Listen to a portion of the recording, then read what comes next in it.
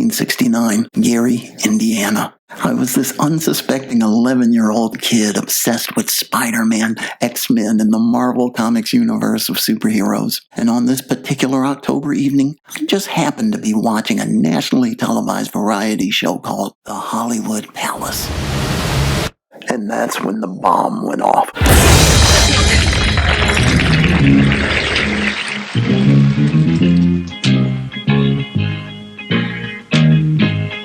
It was the world television debut of the Jackson 5, featuring 11-year-old frontman Michael Jackson, and it still blows my mind to this day. I mean, look at this.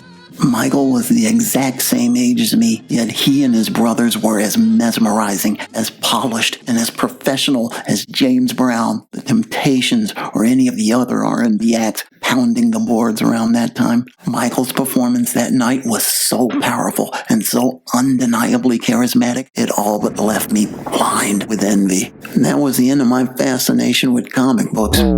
Captain America, Spider-Man, Iron Man, those guys were all made of paper, figments of some writer's imagination. But Michael Jackson, he was a real flesh and blood daredevil whose singing and dancing was as heroic as anything I'd seen in any comic book. Starting that October night, Michael Jackson would be the superhero for the remainder of my youth. What made Michael's performance extra shattering was the fact that he grew up just a block from my family in Gary, Indiana, a dreary manufacturing town where the air often reeked of rotten eggs from the sulfuric waste wafting out the city's smokestacks. Like many boys in Gary at that time, I knew there was a chance I'd grow up to work in one of those mills with all the economic and work-related concerns that go along with that life. But Michael Jackson, the guy who would eventually be known as the king of pop, surely he would elude the tiresome life of a common heartland steelworker. Or would he? A close examination of Michael Jackson's life yields a curious revelation. For all of his fame, for all of his multi-million-dollar wealth, Michael would still suffer troubles similar to those of a Gary, Indiana mill worker. That's why, of all the songs in the MJ catalog, I think the tune that best sums up his life is a deep track from Off the Wall entitled Working Day and Night, a deceptively exuberant tune that features an insightful and autobiographical chorus. You've got me working day and night, and I'll be working from sunup to midnight. In this video, I hope to illustrate how Michael Jackson, even as he traveled the world as a superstar, seemed fated to experience the same stresses and indignities of a Gary, Indiana mill worker. We're going to explore Michael's lifelong relationship with work, his work ethic, and discover just how surprisingly ordinary this extraordinary entertainer was. As you'll see, Michael may have left Gary, but Gary and its working class challenges and sensibilities would haunt him until his death. Now, as always, I have to remind everybody that many of the views expressed in this video are speculation, but I'm going to use information and statistics culled from books, interviews, U.S. government agencies, employment professionals, and other relevant sources to support my theories. In this second installment of Digital Graffiti, Working Day and Night, the blue-collar tragedy of Michael Jackson. Yo, with the bell!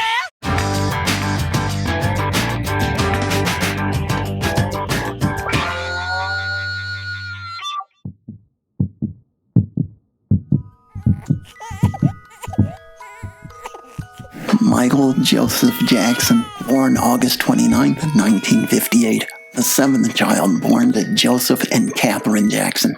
A born entertainer, Michael veritably springs from the womb performing. He possesses an astoundingly expressive singing voice and a loose-limbed dance style so precocious entertainers 3 times his age thinks he's an adult midget impersonating a child prodigy. Yet, despite his young age, Michael seems to understand the gruesomeness of menial labor. In his 1988 autobiography, Moonwalk, he writes, "A part of my earliest memories is my father's job working in the steel mill. It was tough, mind-numbing work, and he played music for escape." Escape. It's why so many of us fantasize of becoming a glamorous entertainer or winning the lottery to break free from the drabness of a 9-to-5. I actually worked for a couple of years in one of those Gary steel mills, and it was probably the worst time of my adult life. The job paid well enough, but the dystopian, uninspiring nature of the work created a desperation that compelled me to buy and hoard shiny new stuff to offset the gloom of my life, my city, and my job. Almost immediately after receiving my first paycheck, I started taking on debt, purchasing a brand new car and top-flight musical instruments undeserving of my then modest musical skills. The frequent frustration of industrial work is outlined in a classic tune composed by country music legend Merle Travis entitled 16 Tons. The song is inspired by Travis's coal miner father, who half-jokingly told his son he couldn't afford to die because he couldn't dig out from the bottomless financial debt he dug for himself. You load 16 tons, and what do you get? Another day older and deeper in debt. St. Peter, don't you call me, 'cause I can't go. I owe my soul to the company store. The despair of living in an industrial town has been described in detail in countless books, movies, and songs. One of the best and more recent depictions I've come across is a 1992 alternative rock tune entitled Lost Horizons by the Arizona rock band Gin Blossoms. The lost horizons I can see are filled with bars and factories, and in them all we fight to stay awake. I'll drink enough of anything to make this world look new again. I'm drunk in the gardens and the graves. A desperation similar to the kind expressed in those lyrics will later factor into Michael Jackson's life. But in his 1960s youth, the prospect of performing music for a living seems like the best thing a boy could possibly do. Born with natural skills that will help deliver him from experiencing his own lost horizon, Michael is just 5 years old when he and his brothers start performing at Gary talent shows. Under the guidance of their taskmaster father, it's not long before the Jackson boys are playing their first paying gigs. The family purchases a Volkswagen minibus, and the group embarks on a series of self-financed national tours. Chicago, Cleveland, Boston, Philadelphia. Wherever they perform, people are both charmed and shocked by this child who can channel any number of soul music superstars. The group becomes so good, they even win the hyper-competitive amateur talent contest at the prestigious Apollo Theater in New York City. The family's faith and hard work pays off. In 1968, the Jackson 5 sign a recording contract with Motown Records, the world's most renowned R&B music label. Fueled by the success of high-energy singles including I Want You Back, ABC, and The Love You Save, Michael and his brothers become global superstars. It's about this time that Michael begins demonstrating behavior similar to that of a common laborer. In particular, he becomes ambivalent about his work. He loves entertaining and the money and the status it brings, yet he resents the dutifulness of actually having to show up for rehearsals, performances, and recording sessions. Just like your typical laborer hates how work can compromise relationships, stealing away quality time with family and friends. As a professional entertainer, all of Michael's time is spent working with his brothers and a never-ending series of adult business people. He longs for the companionship of other children. It's always work, work, work, from one concert to the next. If it wasn't concert, it was the recording studio. If it wasn't that, it was TV shows or interviews or picture sessions. Now, it's common knowledge that Motown head honcho Berry Gordy took his business cues from the Detroit auto industry and its assembly line model of operation. A master delegator, Gordy ran Motown under a microeconomic concept called vertical integration, in which a company takes almost total control of the production process instead of hiring independent contractors or outside suppliers. At Motown, everything from songwriting to producing and engineering, choreography, marketing, and even image consulting was conducted in-house by salaried professionals, thus allowing Gordy godlike control over his artists. Motown songs were composed expressly for Motown acts, thus ensuring a smooth and uninterrupted flow of operation. Gordy and Motown would use its powers to squeeze every possible drop of energy and profit from Michael and his brothers. While most fans know the Jackson 5 worked hard from an early age, most are probably unaware of the exhausting extent of the group's labor. During their 6-year tenure at Motown, Michael and his brothers recorded a staggering 469 songs. That's roughly 78 songs a year. The average Jackson 5 album featured 11 songs, which means that Michael and the group could have released approximately 7 albums annually, either as a group or as solo artists. As it stands, only 174 of those 469 tracks ever saw release. It gets worse still. After 6 years of creating hits for Motown, the Jackson 5's royalty rate in 1975 stood at 2.7% per record. That's about 11 cents per record sold, a pretty insulting rate for a group that for years had helped plump Motown's coffers while keeping the label relevant through the early to mid-1970s. Turns out Michael and his brothers had escaped possible futures working in the steamy mills of Gary, only to find themselves toiling in a musical sweatshop, befitting a record label modeled after the auto industry. Motown, along with Jackson family patriarch Joe Jackson, drove Michael and his brothers as if they were high-tolerance machines capable of withstanding constant performance under extremely challenging conditions. But of course, the Jackson 5 weren't machines, and the group's punishing work schedule partially explains why Michael often hated punching the clock. As he writes in his autobiography, "There were times when I'd come home from school and I'd only have time to put my books down and get ready for the studio. Once there, I'd sing until late at night, until it was past my bedtime, really." Despite the near-maddening pace of his life, Michael harbors a desire that will require him to maintain a rat-on-a-treadmill pace. He wants nothing less than to become the best-selling recording artist in history. To accomplish that goal, Michael knows he needs to start singing his own material, which Motown thus far has prohibited him from doing. So what does he do? Well, unlike many folks who would just grumble about their unjust treatment in silence, MJ rather courageously takes his appeal directly to Berry Gordy in the Motown honcho's Los Angeles office.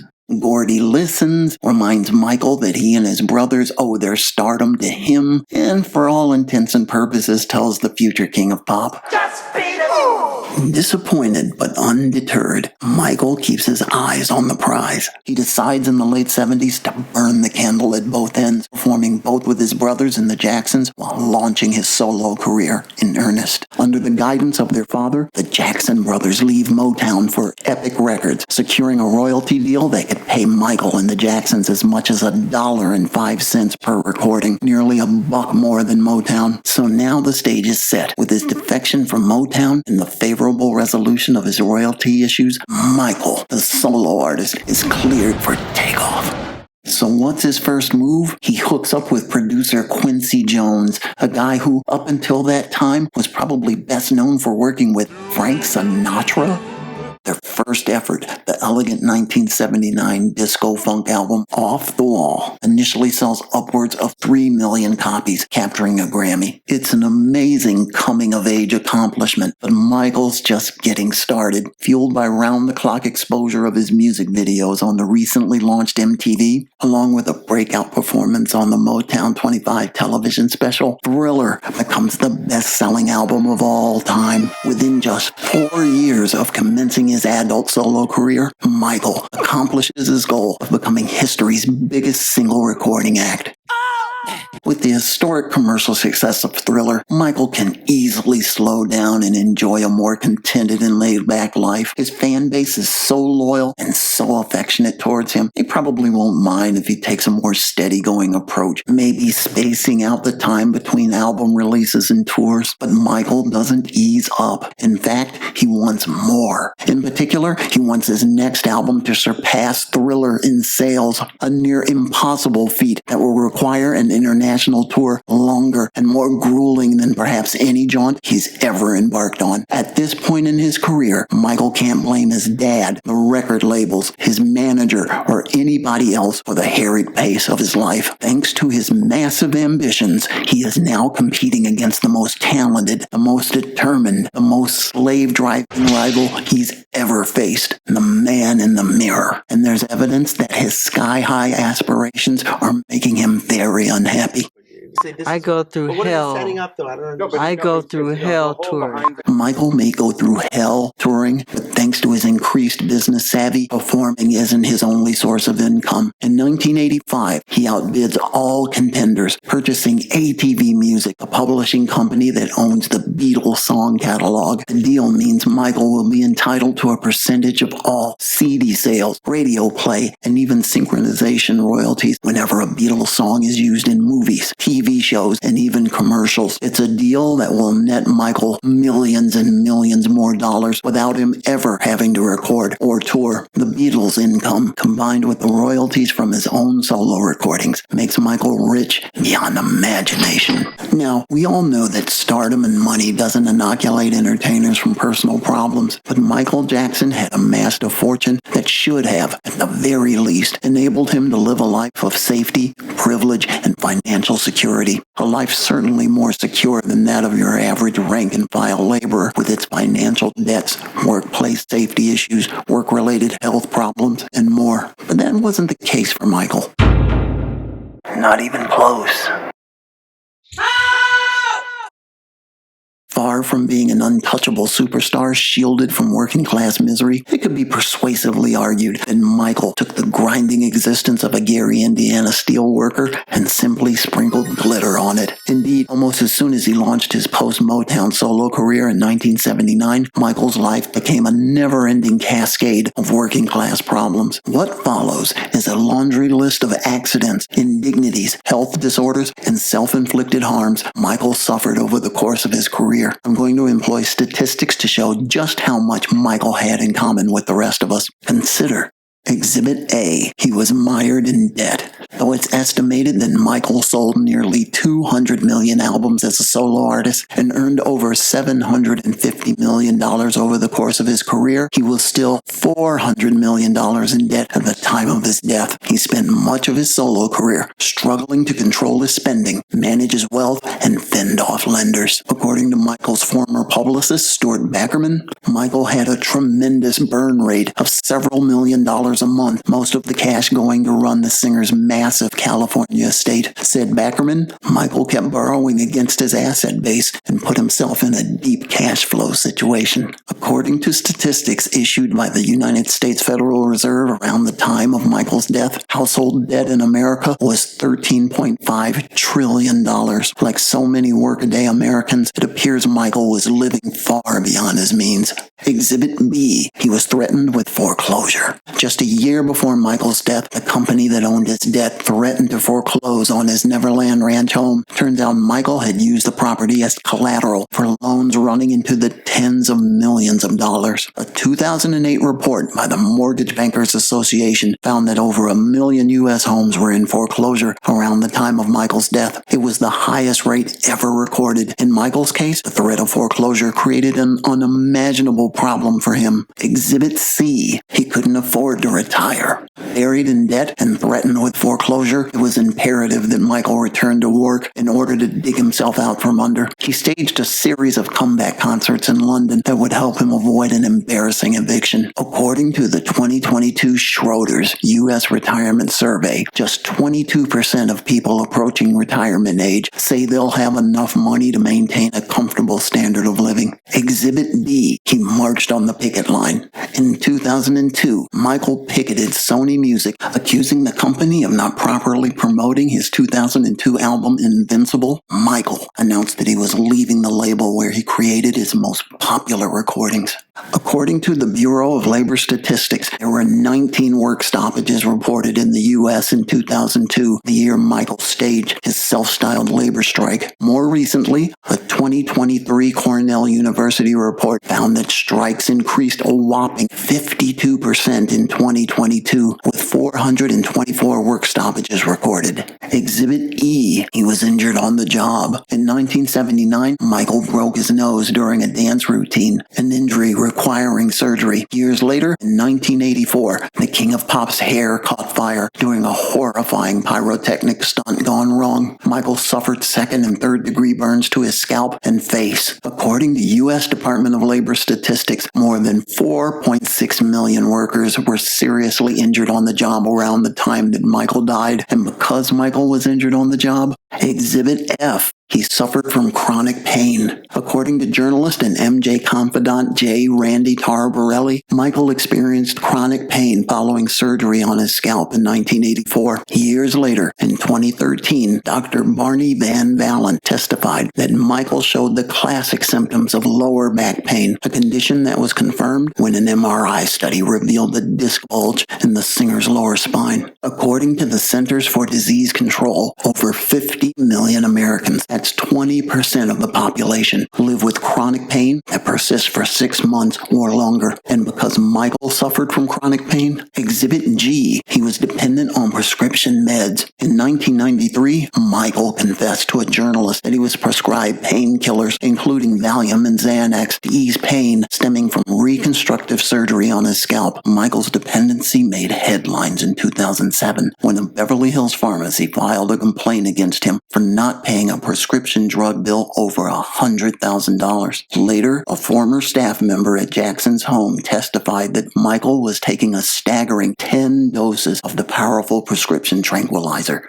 Xanax. Research conducted by the Mayo Clinic revealed that the number of Americans taking prescription drugs from 2007 to 2008 was 48%, with 1 in 6 taking 3 or more medications, which leads to our next bit of evidence. Exhibit H. He couldn't sleep. Michael suffered from insomnia nearly all his life. The emotional roller coaster of rehearsing, recording, performing, family obligations, legal problems, and more weighed so heavily on the singer's mind that he found it hard to sleep. According to the National Sleep Foundation, nearly 40 million Americans suffered from sleep disorders around the time of Michael's death. Michael's desperate pursuit of a good night's sleep leads to our final exhibit. Exhibit I. He died working. It's been chronicled that Michael was under tremendous stress stemming from the staging of his 2009 This Is It concert residency in London. In his attempt to get rejuvenating rest and sleep, Michael, under the care of a personal physician, was administered potent sleeping meds. It was ruled that he ultimately died from cardiac arrest caused by an overdose of the powerful sedative propofol. According to statistics issued by the U.S. Department of Labor about the time of Michael's death, about 14 Americans daily died on the job, while tens of thousands more died from the fatal effects of workplace-related disease, injury, and stress.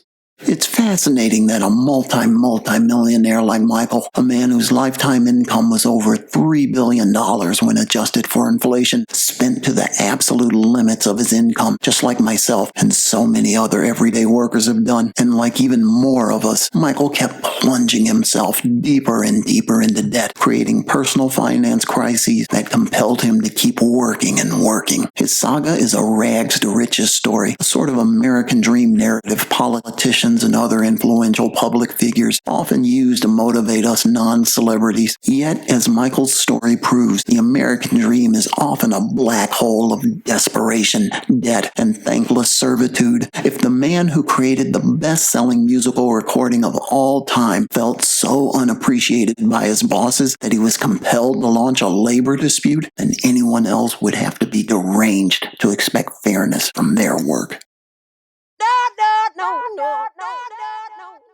Over the course of his solo career, Michael Jackson promoted himself as a sort of escape artist, a man possessed of such superheroic power that he could effortlessly sidestep the gravest of perils. In his music video for Billie Jean, he evades a photo-snapping private eye, while the video for Remember the Time finds Michael dodging a palace full of ancient Egyptian guards. His final studio album was titled Invincible, a name that suggests he believed that he was unstoppable. There's a taunting, "You can't catch me" audacity to some of Michael's work. He seemed obsessed with the idea that he was a Houdini capable of fending off any threat.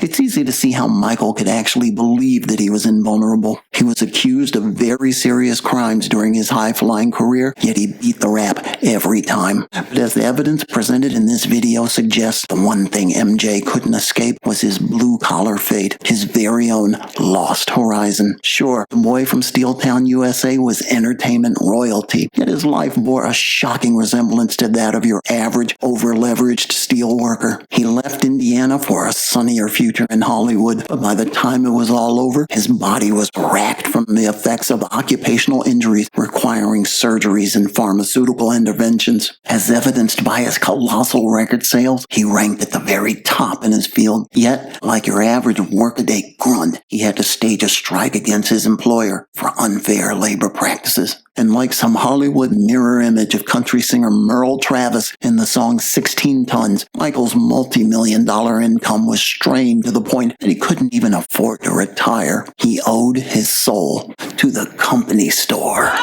He seemed destined to live a life of a common laborer, working day and night from sunup to midnight, living the celebrity equivalent of a paycheck-to-paycheck existence for much of his short life.